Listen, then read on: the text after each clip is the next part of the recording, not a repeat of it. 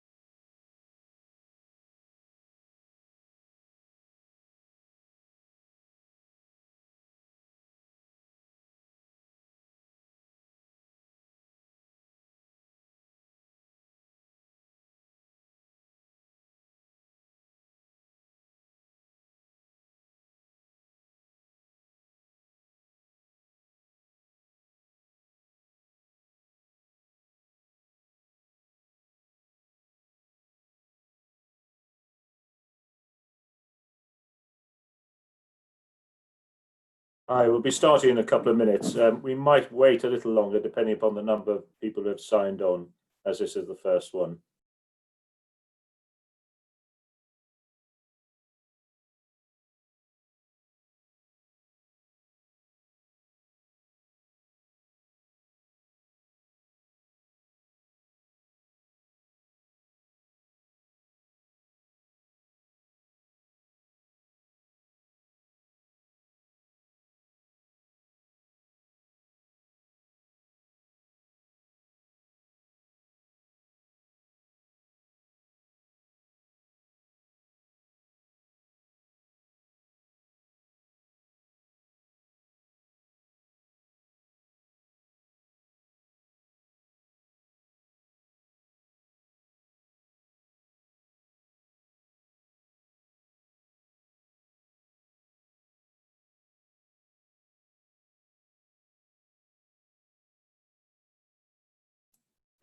Hi there. We'll just give it a few more minutes before we start, just to let more people log on first.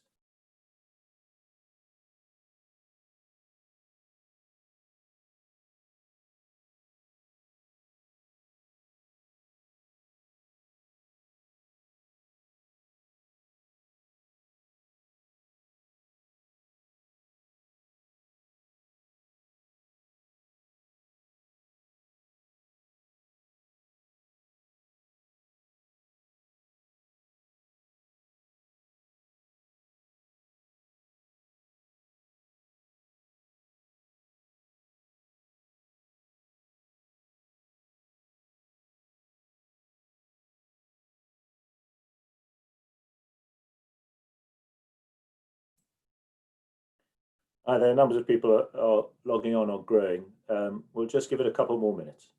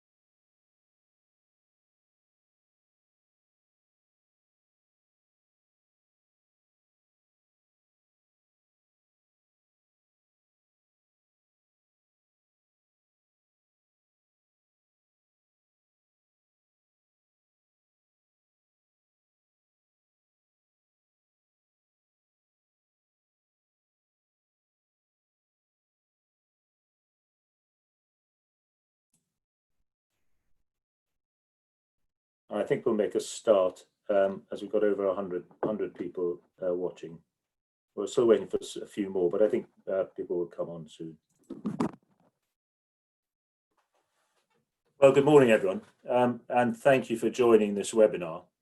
On behalf of the CLA, I'm delighted to welcome you to what I hope will be a really informative event for you. My name is Mike Valencia. I'm the Regional Director for the South East and the Chair for today. I'd like to pay thanks to our partner, Stratton Partner, and James Farrell, who's going to be saying a few words after this. This is the first in a series of virtual events over this rather restrictive period.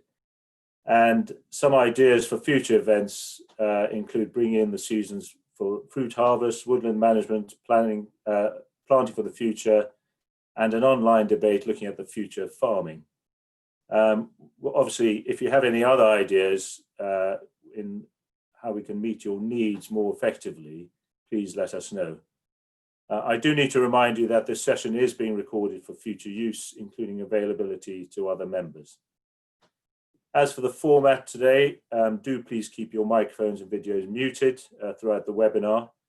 The format for the event is that our speakers will each talk about their area first. Do please feel free to ask questions using the Q&A button on Zoom. And we'll then attempt to answer those questions at the end. Do please restrict your questions to the session subject matter. If you have any other queries, clearly, please approach a CLA in the normal manner. There are a few polls during the session, and I'd appreciate your participation in those as well. Finally, if there is any lack of polish in this event, and we have rehearsed, but it is the first one, we're learning as we go, as are most of other people in this new regimen, and we're keen to start offering these sessions in order to engage and share information with you.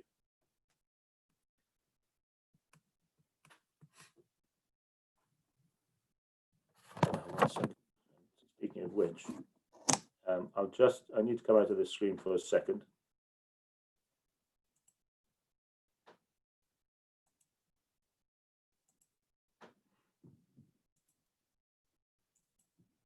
Okay. As for the programme, it's quite full and topical, as you can see here. In terms of the speakers, James Farrell is Stratton Parker's Head of Rural. He's over 25 years professional experience providing strategic and consultancy advice to private clients and owners of traditional land estates and rural property portfolios across the UK. Judy Cale-Hammond is the CLA's Director of Policy and Advice. She has over 20 years experience of policy design and implementation at the Department for Business, Energy and Industrial Strategy, DEFRA, Her Majesty's Treasury, as well as the Food Standards Agency. Judy Cale is responsible for delivering expert support and guidance to members while closely working with rural and government stakeholders on the proposal and development of new policy. Dr. Charles Trotman is a political economist with over 17 years experience of developing rural economic policy for the CLA and lobbying government. Prior to this, he was Deputy Director of an economics consultancy in Brussels between 1996 and 2001, before becoming Rural Economy Advisor at the start of 2002. He has overall responsibility for rural economic policy and specific responsibility for digital telecommunications, rural development, rural tourism, and Brexit on trade and labour. And lastly, and by no means least, Andrew Shirley has been with the CLA for over 20 years and is our Chief Surveyor. He deals with policy and advice on a number of areas. He's also Secretary to the Institutional Landowners Group and the Minerals Working Party. Andrew leads the property management team who cover national policy and advice for rural business, diversification, digital connectivity, planning, housing, historic environment, designations, tourism, and economics. Andrew is also a landowner and a district councillor. So you've seen the programme, and we'll now begin it, and I'll hand you over to James.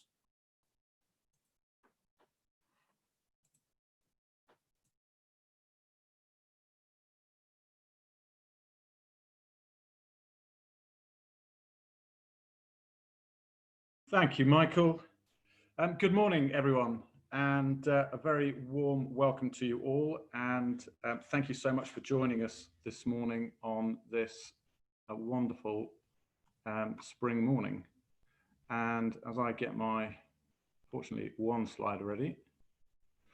As Michael has said, I am James Farrell. I'm the person with the privilege and pleasure of leading Stratton Parker's rural team.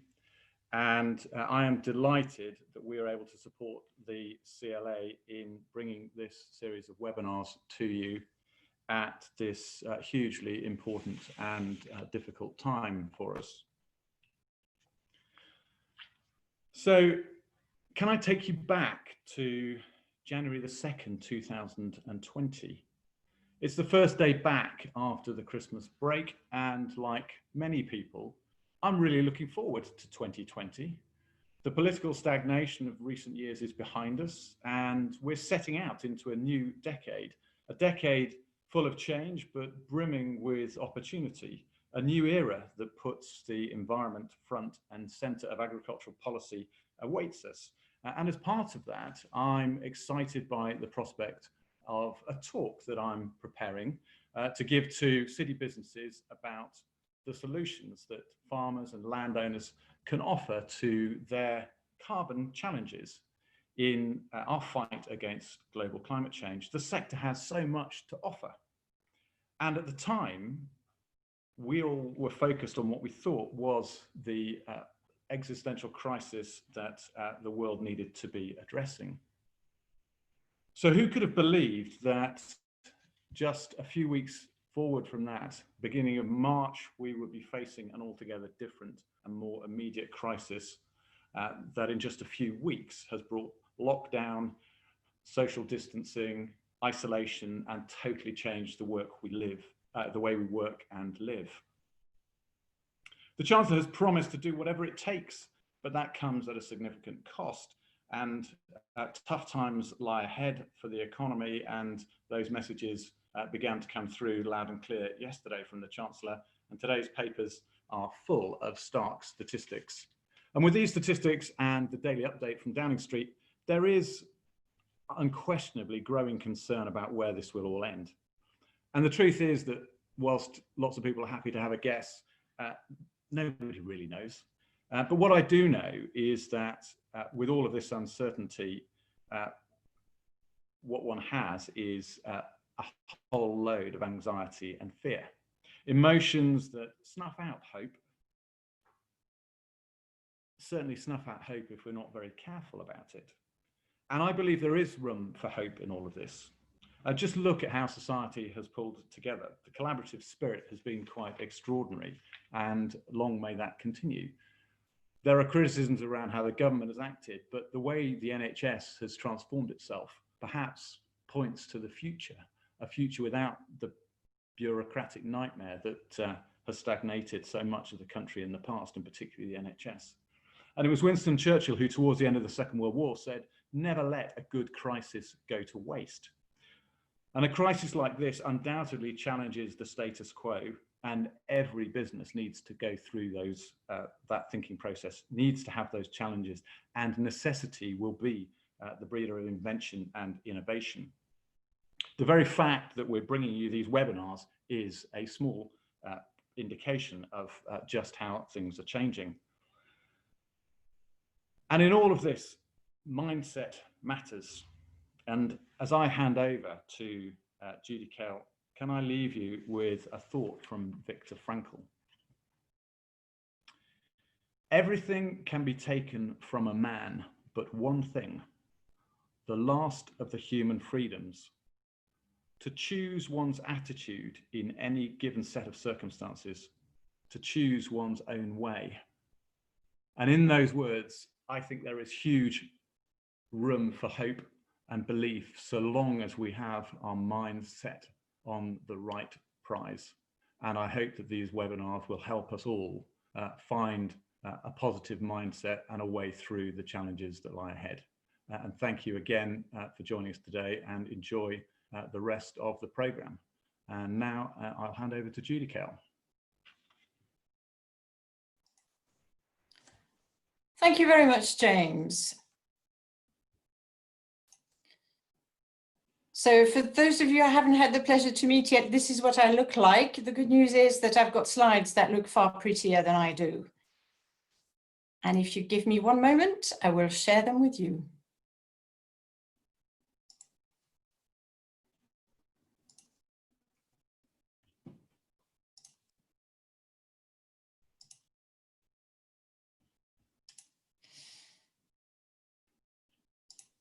Right, as Michael said, my name is Judy Kell-Hammond. I'm the Director of Policy and Advice at the CLA. I've been there since last July. So I am going to give you an overview of what the CLA's response to coronavirus has been, and then I'll hand over to my colleagues Charles and Andrew for some more indications on the detail. So what I'm going to give you is an overview of the 3 levels of support that we're offering. But before that, it would be really helpful to know whether you've used the CLA's main coronavirus information page. So if you could just click, the poll should have started and have appeared on your screen. So please let us know whether you've seen our main coronavirus information page.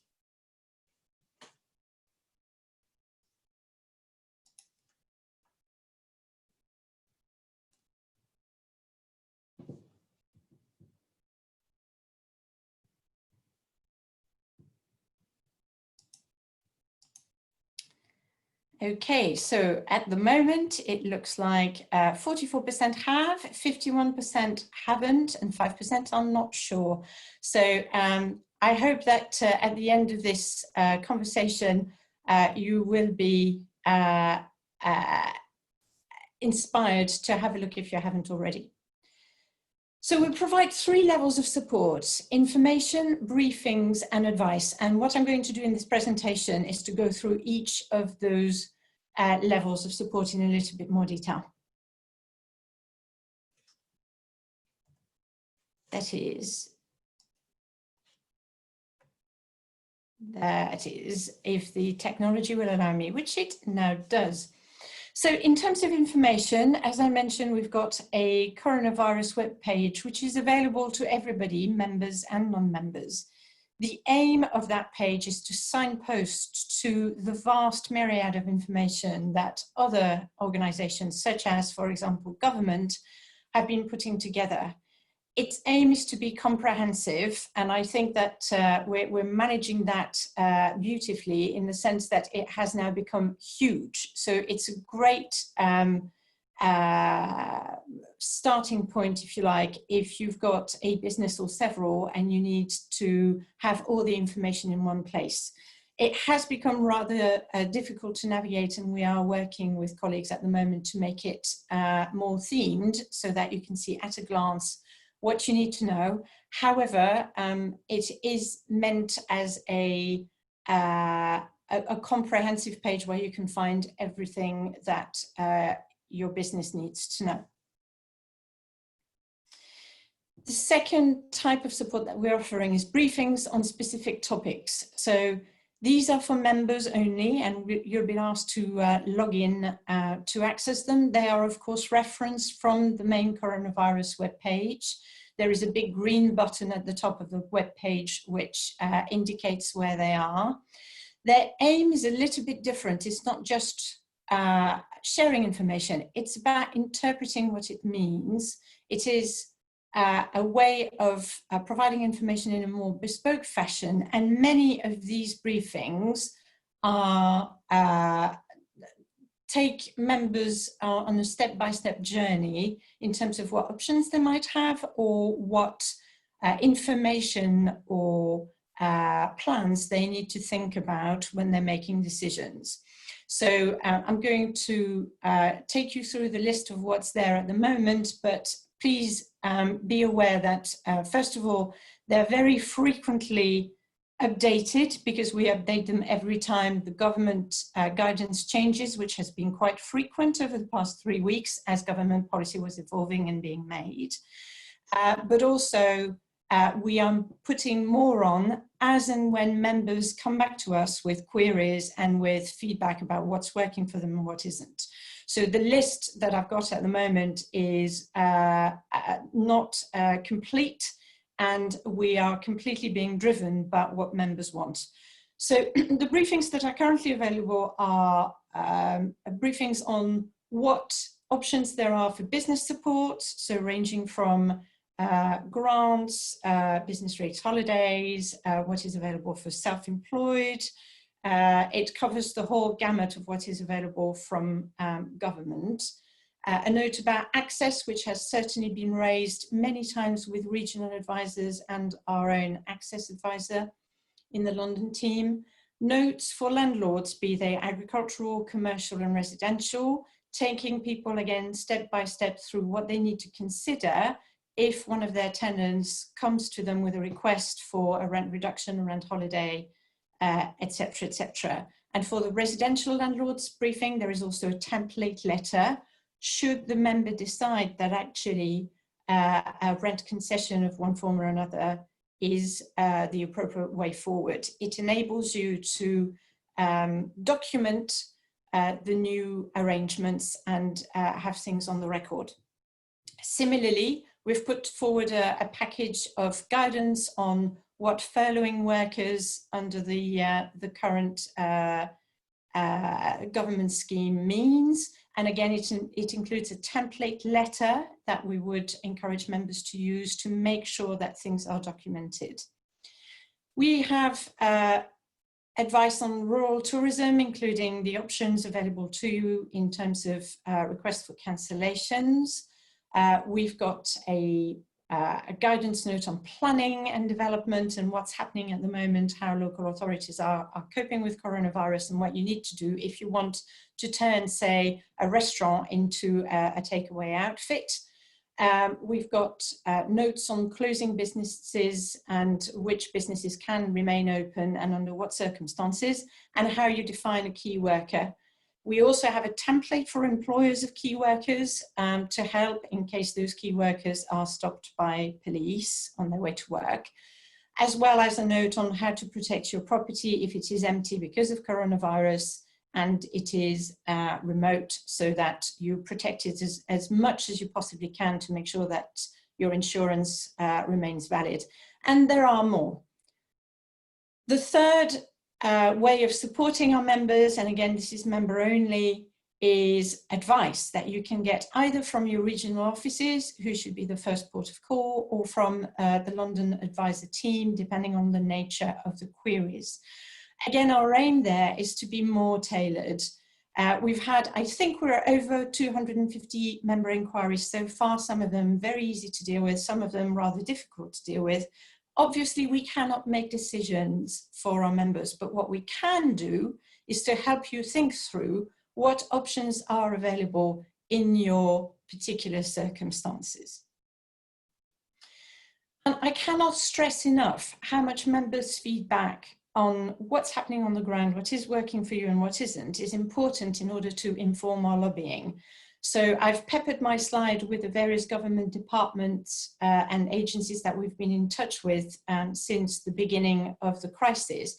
And for some of them, the CLA is part and parcel of working level working group. We meet with ministers, we meet with senior officials, and we write to ministers. And we've got good links into most of these departments. So for example, I and my team will be part of senior level meetings in DEFRA at least twice a week at the moment. So what you've got on the slide is a quote from a real member who got in touch with us really early on. I think this was probably the first week of the crisis, to say that their banks that they had approached for a loan under the government scheme was asking for a personal guarantee of 100% of the loan. We fed that back to both the Treasury and the British Business Bank, and we had some early results in terms of the scheme rules being loosened for agriculture and horticulture. The first version of the scheme was incredibly restrictive and talked about state aids in a way that I think confused the banks as well as confused everybody else. And also the Chancellor announced last week that the accredited banks were not to seek personal securities for loans below £250,000 and only 20% above that. And I think we were one of the first organisations off the starting block, alongside many other business organisations, pointing out that this was not working. And I think this is one of the themes that we're still working on. I don't think that the loan scheme is working very well. According to media reports last week, the number of loans that had been agreed was much lower than what the government was intended. HM Treasury, again, on the basis of lobbying from us and other business organisations, introduced measures for the self-employed. They also clarified the furloughing rules, under which they've now made it clear that people can take part in voluntary activities and also seek temporary work elsewhere for another employer, which from some of our members looking for additional workforces while they cannot have as many migrant workers picking the crops, for example, as they would normally expect, is definitely a benefit. And we've also worked with DEFRA to make sure that they understood that the whole supply chain needed to be defined as key workers, not just farmers and not just people who work for supermarkets, but for example, drivers, and in particular, people who deliver fertilizers and pesticides, some of whom require specific licenses. I spoke an awful lot about COVID-19, and as I said before, there are things that are still live and that we are still lobbying about, but we're also starting to think about what life is going to look like once the current restrictions are eased. And I'm not going to spend an awful lot of time talking about that because my colleague Charles Trotman will. But suffice it to say that even aside from COVID, there is still quite a lot of work going on in government about the agriculture bill, which was only paused very recently, the new environmental land management scheme, on which the consultation might have been paused, but actually there is a lot of workshop activity going on behind the scenes on designing the way that the payments are going to work, as well as continuing to lobby on delaying the transition from direct payments and making sure that we keep making the point that when trade deal negotiations restart, we mustn't allow imports produced at lower standards of environmental and other production standards to undercut productions in this country. We're also continuing to work to prepare for the return of the Environment Bill to Parliament, as well as the government tree strategy in England, which was due imminently and has been pushed back by 4 weeks. We are still engaging on the telecoms rollout, 5Gs and fibre broadband, and we are, for example, working on providing written evidence to a parliamentary committee on affordable housing. So there's still quite a lot of work for us to represent our members' interest in government. And of course, we're also looking ahead more widely and preparing for the next spending review. So many of our members, I'm sure, will have noticed before COVID started that we had put together a campaign before the election about how to unleash the power of rural economies, which was called the Rural Powerhouse. And I think that will become very relevant again as soon as government starts thinking about how to reopen the economy.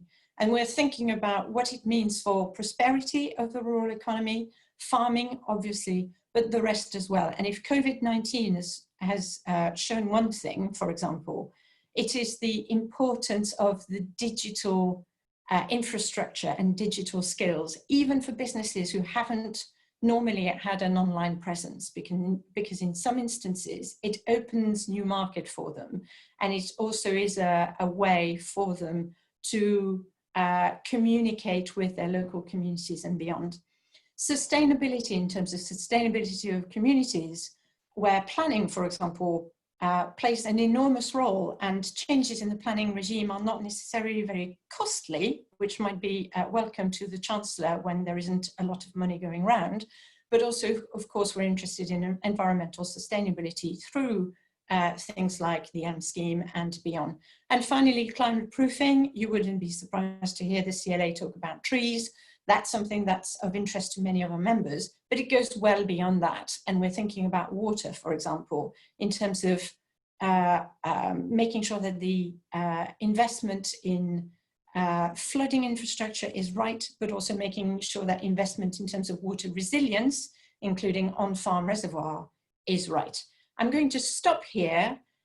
You will find on the final slide of my presentation, and indeed other presentations, a couple of email addresses that you can contact us at, either feedback about what's working and not working on the ground, and also for specific advice. So thank you very much for listening. We'll take questions after the presentations, and I'm going to hand over without further ado to my colleague, Charles Trotman.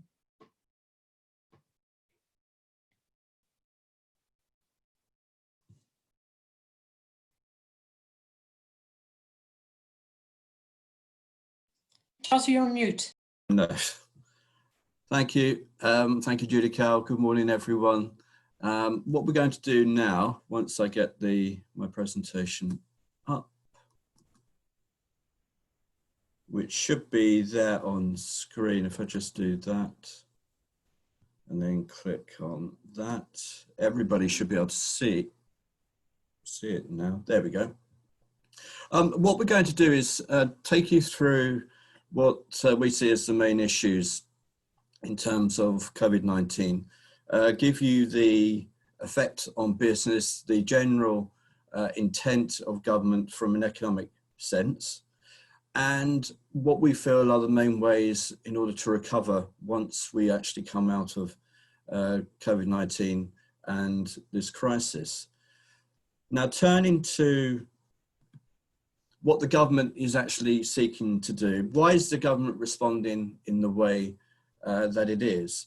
What it's trying to do is underpin the economic structure of the country. It's trying to do it in a robust way. It's trying to stabilize how the economy will work and how the economy works now, given the impact that COVID-19 has had on business and has had on the country, and how it can actually put in place the right platforms for recovery in the future. What that means is that business must have sufficient liquidity in order to be able to carry on as it is in the situation that we're in now, but also how it will be able to recover post COVID-19. Essential to that is to maintain the levels of employment. That's why we have schemes such as the job retention scheme and the loan scheme, is to ensure that businesses will be there post COVID-19. You may be aware of the report that came out yesterday from the Office of Budget Responsibility, which suggested that there could be as high as 2 to 3 million further unemployed as a direct result of COVID-19. We'll look at that a little bit later. And we'll look later at what the platform of that future recovery should be, what the issues are, what the measures that the government actually will need to take in the future, and how the CLA will influence and support government. So if we turn to the actual measures themselves, there is a vast variety of measures that the government has put in place, and the government has pumped in a significant amount of money into the economy in order to underpin economic activity. As Judico has mentioned before, we've got the coronavirus job retention scheme, this whole issue of furloughed workers, how that is there to maintain employment. We have the coronavirus business interruption loan scheme. We've already had one comment from one of the audience suggesting that the banks are not actually being able to either interpret what the rules are set by government, or actually misinterpreting those rules. So we're looking for clarity on that. We've got business rate holidays, remember they're only for one year, but to supplement that, we've got the small business grants of either £10,000 or £25,000. That relates to the rateable value of the property. If you are exempt from rates or from business rates, unfortunately, the scheme is not eligible for you. But there are other ways that the government is trying to help. We have deferral of VAT in order to ease through the process towards recovery. And of course, one of the big measures and one of the latest measures that the government put forward was the self-employment financial support measures. Again, all these details and all the various issues involved with the business support measures are available on the CLA website.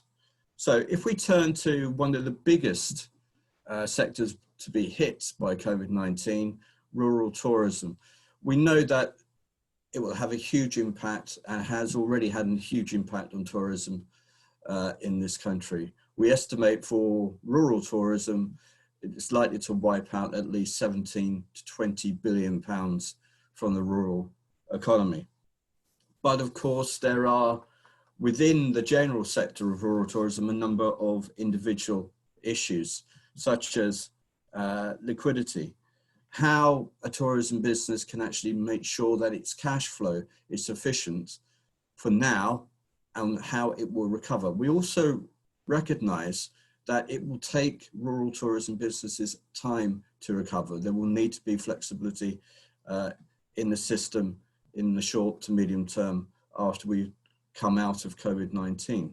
The issue of job retention, how important it is to ensure that employees are there at the time that tourism businesses are able to begin again. And again, there's this big issue over insurance, cancellation, and refunds. It's important to realize that we are in constant communication with the insurance companies. We're trying to ensure that they introduce far greater flexibility into the advice and information and the policies that they're taking forward to our members, because we've had a number of inquiries from members that insurance companies are far too rigid. They're actually not paying out on justifiable claims. That's why we're having intense negotiations with the insurance companies. That's also why we're making this a focal point of our lobbying with government. We're members of the Tourism Industry Council, which has direct access to government departments. We're using that council to ensure that the issues that I've listed out here are at the fore. They become priority issues so that once we come out, we can actually create a more solid base in which to move forward in the future. If we look at the food supply chain, what COVID-19 has done, it's illustrated the complexity and integrated nature of how we move food around this country and how we get imports into the country and how we export food to other countries across the globe. But what it's also shown is that supply chain has to fundamentally alter in the future, and supply chain logistics have effectively been turned on their head, primarily because the food service sector, the cafes, the restaurants in the country have closed down. That impact has meant that produce has had to be redirected, had to be redeployed from the food service sector to the retail sector. As I said, although the food service sector has, you could say, collapsed, but volumes in retail in the supermarkets have increased quite significantly. Now that again will have an impact on the future, how quickly the food service sector can actually bounce back from the position it is in now. And we need to think about that later on. There are other concerns relating to food and how food is produced. And one of those major concerns is key workers. GDK's mentioned this earlier. Agricultural workers are designated as key workers. They need to be able to actually work on farm, but they need to be able to get to the farm to work. And we've had discussions with police forces all over the country to ensure that those key workers are able to go to their place of employment and actually carry out the jobs that they're being paid to do. But in order to be able to do that, we need, and in order for farmers to be able to cope with the increasing demand from the retail sector, we need labour. We need sufficient numbers of people on farm and on the land in order to carry out the tasks which are necessary and which are needed. Now, what we've had in the past is around 75,000 migrant labourers coming across to the UK from either the EU or from non-EU countries. However, because the borders in those countries within the EU mainly have closed down, it's led to major travel restrictions. And what that's done is led to a significant reduction in the number of migrant workers coming to the UK. And we've estimated that only 25% of that 75,000 workforce are actually in the UK at the present time. If you then take into account also the potential impact of COVID-19 on the domestic workforce, i.e. those who currently work on the land who are native to the UK, we work that out as around a 20% infection rate. When you bring the two together, the migrant workers and domestic workers, we have a shortfall of around 80,000 workers who are needed this coming season in all forms of agriculture. That is a huge number that we need to find.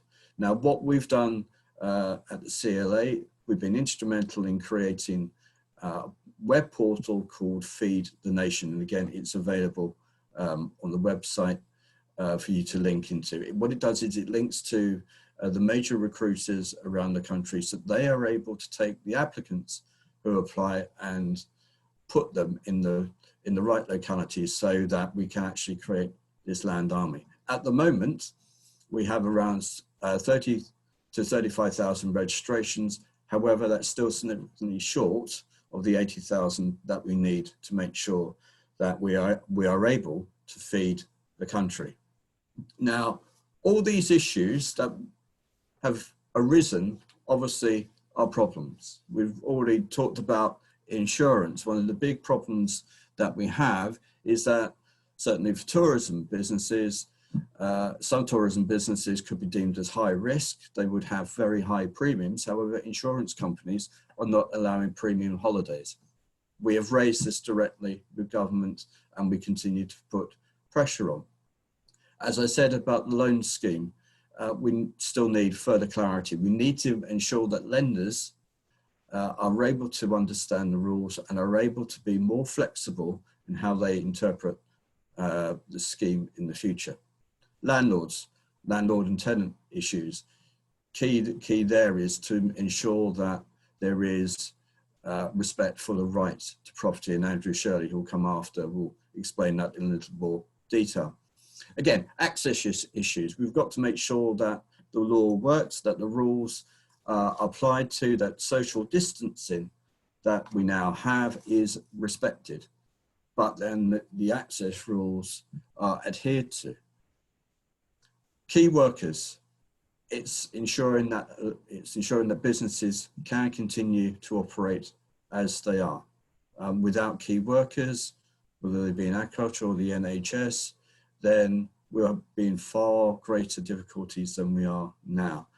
And the final issue on this slide, the food supply chain. What we've realized is that there is a need for far greater resilience within the food supply chain. We recognize the whole issue of globalization has now come to the fore. One of the arguments is globalization now good for the economy? I think the general economic models that we've had in the past are now going to have to be completely reworked to look at the new system and the new society we'll have post COVID-19. Although there are problems, there are also solutions. And what we're trying to do at the CLA is make sure that our lobbying is effective. As Judika has said before, we've lobbied to make sure that there have been significant changes in the job retention scheme and the loan scheme. We will continue to make sure that there is added clarity to how the systems work in order to make sure that businesses can function and can function in the future.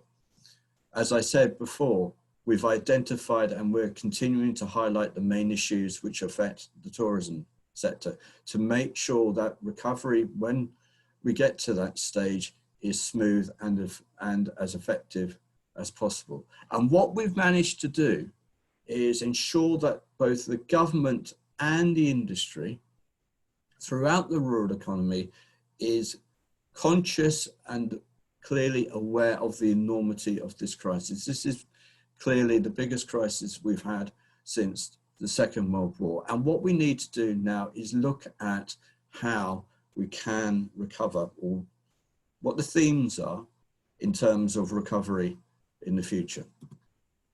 So what are the necessary measures for this recovery? Well, of course, the society and culture in the UK is that we keep calm. And in this instance, we try to carry on, particularly given the constraints of the lockdown. I think it's important to realize that COVID-19 hasn't just affected the United Kingdom. It has affected all countries within the world. It is a global crisis. It is not just limited to one country. That will mean that essentially, from an economic point of view, all countries start from what we call economic year zero. We're essentially starting from a level playing field, which we may not have had in the past. So what do we actually need to do in the future? We have to look at the short, medium, and long term. We have to bear in mind that it is possible that the lockdown measures that we currently experience won't actually finish or come to an end potentially until the middle of June this year. If that's the case, it's very possible that we could still have some form of social distancing rules in place by the middle of September. If that's the case, then the impact is going to be, again, far greater than we currently think at the moment. So what we need is to ensure that there are short and medium-term financial measures in place which are flexible and will need to be extended, but they may need to be extended for a longer period than is currently thought. We recognize that once we come out of lockdown, once we come into a post-COVID-19 situation, it is very likely to release pent-up demand. But we have to be able to manage that pent-up demand flexibly and effectively. Otherwise, economically, we could be going in directions that we may not wish to go to. I talked about the need for migrant labour and this 80,000 labour shortage that we're currently experiencing. What this does, what COVID-19 has actually done, is give a very good case study for the UK government as to what would happen in terms of future immigration if we restricted the supply of migrant labour into the UK economy. And what we're going to press government to do, and we have pressed the government on this for the last couple of months, is to introduce far greater flexibility in how immigration rules are implemented in the future. Digital technology is clearly vital to how we move forward in the future. The very fact that we're using Zoom now for this webinar illustrates the importance of being digitally aware of understanding how digital technology works. What is interesting, what we've recognized in the past, in fact, well before COVID-19 came about, is that there is a far greater need for digital awareness and digital skills than is currently the case. And what we're pushing government to do is to put in place a far better and far more integrated system for targeted digital skills programs. And what we need to do, finally, is to release the potential of the rural powerhouse. The rural economy is dynamic, and it's important that we can release that dynamic quality to ensure that recovery in the future is both sustainable, effective, and can actually get the results that we need in order to move on from COVID-19. It will take time, there's no doubt about it. Recovery for the great number of businesses will take months, for some possibly years. But if we all take forward all the measures that we need to, if we are able to push through all the economic and cultural measures which are necessary for the future, then we can actually recover well from COVID-19. And as Judical said, those are the two email addresses for any feedback that members may have on the issue. And also what would be interesting to know are your views on how we can actually ensure that recovery is, as I said, sustainable and effective. Thank you very much. I'm now going to hand over to Andrew Shirley, our Chief Surveyor, and I'm just going to do that. And Andrew is now online and will be able to update you on landlord and tenant issues. Over to you, Andrew. Thank you very much, Charles. I will just take you to my presentation.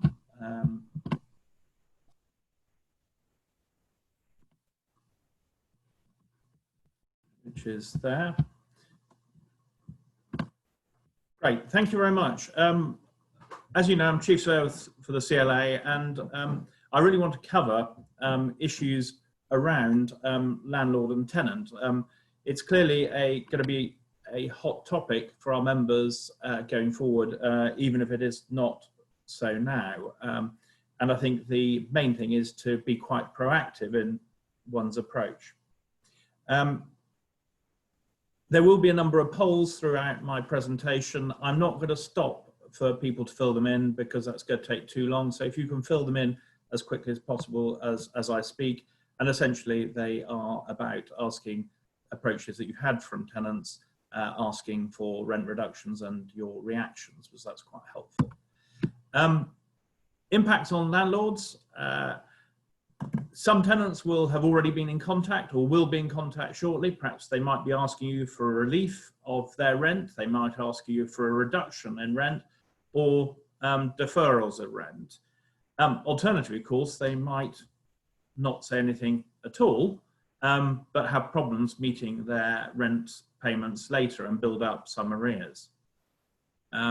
Some tenants have seen the opportunity to grab their £10,000 grant from the government and hand the keys back to their landlord and say bye-bye. Actually, that might not be the option they think it is, because you can't terminate agreements at will, but there are issues there that are underlying issues that need to be discussed. I think, like everything, when time and money is, or when money is short, there is pressure on the way you maintain the property. So there might be default of the tenant's obligations if their duty is to maintain the property either now or in the future, if finances are hard. I think the point that I want to make under the next heading is purpose of rent. The rent secures the use of the property. It isn't an optional payment. It is a payment that a business has to make in order to secure the property it occupies.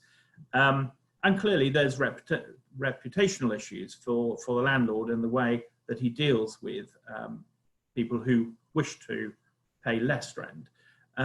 So I think there's an understanding on both sides that needs to be considered. There are advice notes on the CLA website that's already been covered, and it covers all the issues that I'm going to discuss from now on. Agricultural landlords. What's the position? I think it's important to start with that you read the tenancy agreement in detail, so you know what the issues are regarding term dates of the tenancies, rent review clauses. You need to consider the impact on your tenants. Some businesses won't be impacted to a huge degree by COVID-19, but others will not be able to trade. They may have supply chain problems. They may not be able to get staff for harvesting later on or preparing the ground now. So there are some issues there. As far as the legislation is concerned, it's important to ensure that you understand the legislation. Tenants that fail to pay rent, a notice to pay can be served, but clearly you want to be mindful of that. Under Agricultural Holdings Act, Agricultural Tenancies Act, Farm Business Tenancies, it is slightly more difficult, but again, it will depend what's written in the tenancy agreement. Otherwise, the default is through forfeiture. There were moves to stop landowners demanding rental payments where they fell behind. That was in the House of Lords during the Coronavirus Act passage. We were able to thwart that. But there needs to be sensitivity about how these issues are dealt with. If we now move on to the my next slide, which doesn't seem to be working. Just bear with me. Yeah, commercial landlords. So there's a bit of a delay there. Again, read the lease. Look at the term dates, the review of rent provisions, and how agreements can be terminated. Does your tenant qualify for any of the government's support schemes? Perhaps you could, as a landlord, help them and point them in the right direction if that will help. Is your tenant going to be able to pay the rent that is currently due, or indeed, are they going to be in a position in the future to cover rent going forward? The Coronavirus Act here is important. It will be possible to block any attempts to take back possession over the Coronavirus Act period. So that is something you want to consider when looking at your way ahead. If we move on to the next slide, which the system will pick up on in a minute, I hope, is covering residential landlords. Read the tenancy agreement. I think this is particularly important. Consider the impact on your tenant. He or she may be redundant, may be furloughed, may be on sick leave, may be receiving universal credit. Think about the impact on the tenants and the timescales. There are mortgage holidays offered for buy-to-let landlords if you fall within that criteria.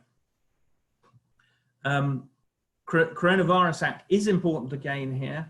On up to the 30th of September, currently, there are longer notice periods should you want to get back possession of your properties, and the government is looking at a pre-action protocol, which all involves talking to your tenant in advance and dealing with the issues that they bring forward. And also there is a suspension of court proceedings for possession for 90 days. So that needs to be considered. We have got further detailed guidance notes available on temporary rent reductions and rent-free periods. There is a final thing on this that you just need to consider, that if you're deferring rent, you want to make sure you do so in such a way that you are not offering your tenant credit. Otherwise, that could be construed as offering a loan. When my next slide comes up on the screen, it is entitled The Way Forward. And essentially, that's about proactively engaging with your tenants. If they make requests, you should ask them to support the requests that they make. what details lie behind it? What impacts are they suffering? And so that needs to be considered, and don't be frightened to ask for that information. They're asking for a reduction in rent, potentially at the drop of a hat, and therefore they need to be able to justify their requests. Only reach agreements with your tenants that you're happy with, and document the details of these agreements. If it's not in writing, it might be confused as a permanent rent reduction or a rent review or something else that perhaps you hadn't envisaged. Keep all the agreements you reach under review. Things could work out not as bad as you thought, or they could be worse. So it's just important that you are able to keep that flexibility going forward. And then once the outbreak, coronavirus outbreak is done, then I think it's an opportunity for you to sit down and review the position across all the properties that you own. And that takes me to the end of my presentation. I'm sorry that I haven't been able to bring you the last slide, but I hope that's helpful. Thank you very much. I shall now hand over to Judy Kell for the question and answer session. Thank you. Thank you very much, Andrew. We're running very short of time. However, we've got a few questions to get us started. So I'm going to read them out in the interest of speed, and I might actually ask some of my colleagues on the panel to help me respond to them. So please, panelists, keep your answers concise so that we can get through as many of the questions and comments as possible. So we've got a question from Sue, who asks, has the CLA approached similar trade bodies within the catering or pub trade regarding the shortage of seasonal labour the farming industry will be facing very soon when they have so many unemployed due to the closures? To which the answer is, no, we haven't approached them as such. So what happened was we had inquiries from members on the tourism side of the business saying we're really devastated because we are having to either furlough or indeed lay off staff. And on the other side, the fruit and vegetable growers were saying we're desperate, which is why we started as an organisation the Land Army campaign, trying to put the two together. And what we have done is to publicise the details of the main recruiters for fruit and vegetable growers. There are 3 of them. The details are indeed on the CLA website. If you look for Feed the Nation or Land Army, you will find them. Those 3 recruiters are specialist recruiters who are very well-established businesses. And that's where we suggest that people who are having to either furlough or lay off staff who need to have additional income while the coronavirus crisis is going on should go. And there are Hops, Concordia and Fruitful. That's the name of the agencies. But as I said, all the details are on the CLA website. The next question comes from John Clegg.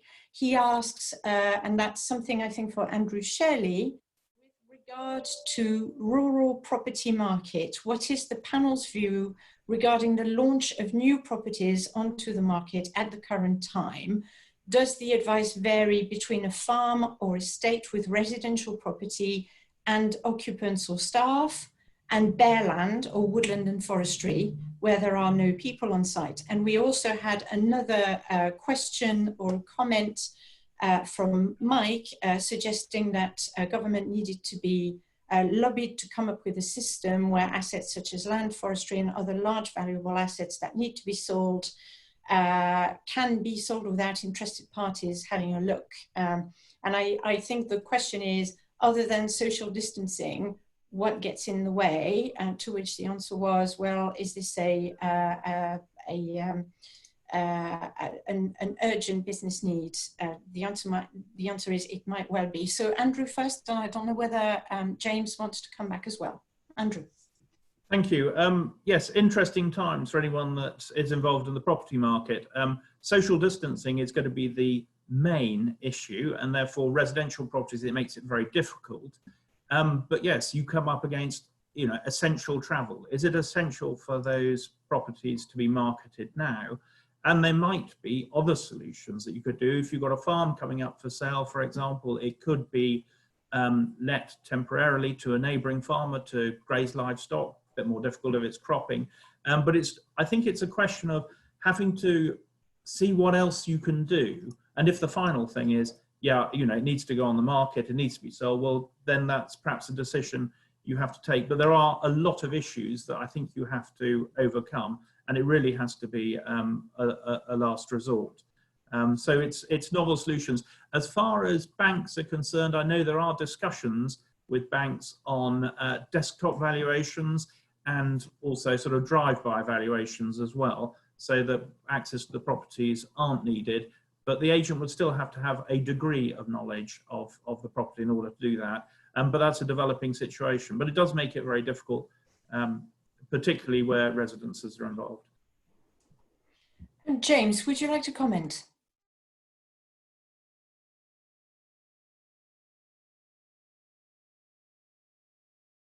If you do, you need to unmute yourself. I'm going to take that as a no, but if you want to come back,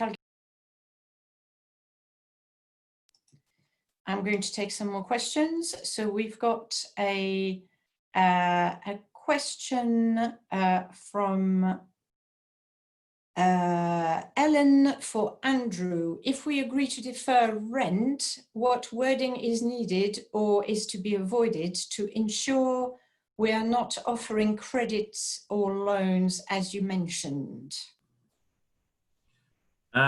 We have got some guidance on our website. I think it's a question, deferring rent is fine. I think the problem that you've got is if that appears to be a loan. But I also wonder, if you've got a tenant that's having problems paying rent now and therefore wants to avoid paying rent for 3 months, is he going to be he or she going to be in a better situation in, let's say, 6 months' time? And are they going to be able to clear that debt anyway? So I wonder whether deferral is going to work. It might work, of course, because harvest is coming along. There might be some more cash at harvest time than there is now. But I think my inclination would be, particularly if you're a letting business, that actually deferrals might not be the best solution. Ellen, if you're a CLA member, please feel free to contact your regional office or the advice@cla.org.uk mailbox if you want to have a further conversation based on your own circumstances. More questions?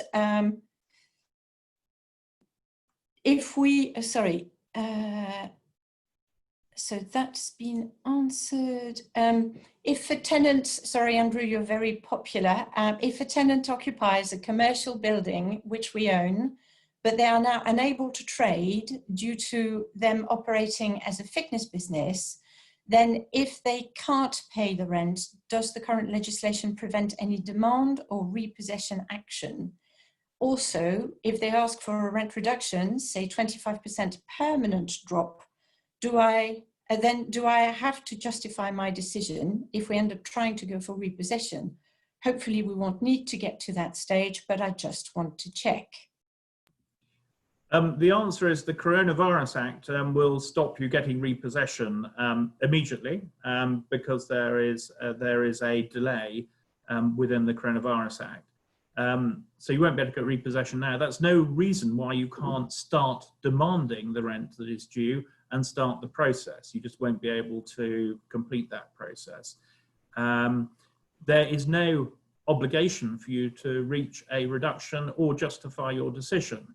But clearly you want to seem to be reasonable. And that's why I think it's important that you take time to understand the business that your tenant operates and the funding that they're getting from elsewhere. They will probably be getting a grant and a relief from business rates.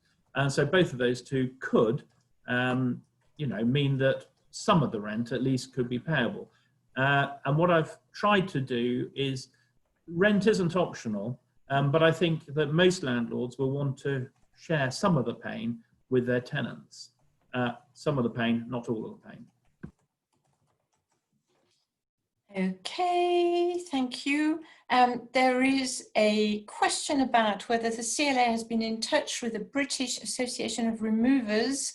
We have prospective tenants waiting, and I assume that's a question from John, that they can't get anybody to move their stuff. I assume that's the problem. And the answer is no, we haven't been in touch with the British Association of Removers because we have not been aware that that was an issue. John, if you remember, please contact us direct at advice@cla.org.uk. We have one final question, I think, or we've got two more. So I'll take three more and then we'll close down the session. We have a question from Sebastian that asks about strategic priorities. This is about the wider impact of the crisis, economic impacts, structural impacts, and impacts on strategic priorities. Economic impacts are obvious in a sense, and at the same time unpredictable, but clearly taxes will rise and fiscal assistance will be cut over the medium term. Structural impacts for landowners would include tenancy structures and landlord-tenant relations generally, supply chain impacts, labour supplies, and Brexit, including agri-environment policy, are also in the frame. Strategic priorities up for reassessment obviously include the priority given to climate change and food security, and the answer is, what else might there be? So I think to answer the first part of the question, Sebastian, I think that climate change and food security are definitely very high on the list. I'm going to ask Charles whether he can think of other things as well. I think there is a question about how the insurance industry operates and potentially how lenders operate as well. But I think in terms of food security, I think what the crisis has laid bare is the very fragile nature of the food chain. I think the supermarkets have done a fantastic job replenishing their shelves, despite the best efforts of consumers to continue emptying them. But it has also shown, particularly in rural areas, that there are other ways of getting access to quality food supplies. What it also has shown is, if as a specialist cheesemaker or another artisan producer, you mostly supply restaurants and all of a sudden your market goes, how fast can you adapt? And I think that's one of the questions which CLA, as well as other organizations such as Soil Association and others, are going to be exploring over the next few weeks, because that is certainly something that is very visible at the moment. Some businesses are doing quite well by reinventing themselves as basically a deli or a provider of box schemes, but not everybody is able to, for various reasons. Some of it is skills, some of it is infrastructure, some of it is local demand. So I think that food security, and in particular the nature of the food chain and how this is supplied, is definitely going to be an issue. Climate change, I think the jury's still out in terms of how important or not how important, how immediately it is going to be reassessed. I think in the long term, there is no question that this is going to be an issue. In the short term, you've got the two trade-offs between people noticing that suddenly the air quality is much better and the carbon emissions have fallen off a cliff. What can we learn from that once the crisis is over, and the need to restart the economy? So Charles, very briefly, do you have anything to add to that in terms of priorities? I think you've actually covered all the main areas. I think one final point is that we have to explore all the options which are available. We have to understand what those options are and make sure that the government and the sectors involved actually pull through. Thank you. We then have a couple more. Do you think the RPA will use the crisis as a means to remove the option of paper applications for BPS? After all, only around 10% of farmers still submit paper applications. That's a very good question. There is no suggestion that this is going to be the case, and indeed the CLA, the NFU, TFA and others are currently lobbying the RPA to make sure that they've got a way for people who are not online to still be able to proceed with the paperwork, not least because unfortunately some of our members are still not connected to the internet. So I don't think that at the moment this is a solution that we would support in any way, shape or form, nor is it something that under the Discrimination Acts, I think the RPA should be putting forward. I've got one more question, I think.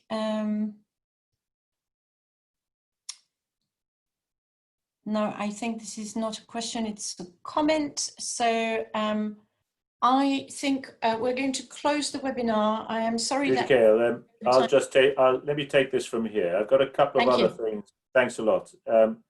Just a couple of things to share with everyone.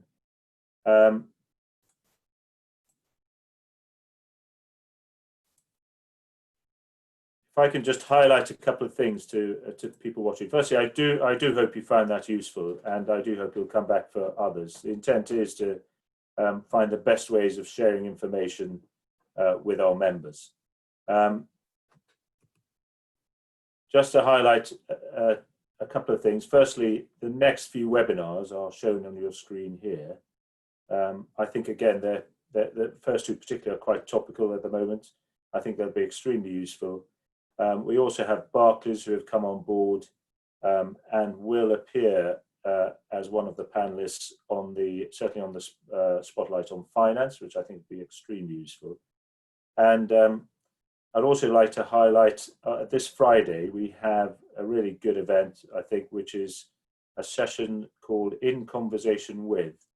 And it's the start of a series of sessions where we'll bring somebody on to in discussion with our Director of External Affairs to answer questions which will be of interest to our members. And the first one will be with our President, Mark Bridgman.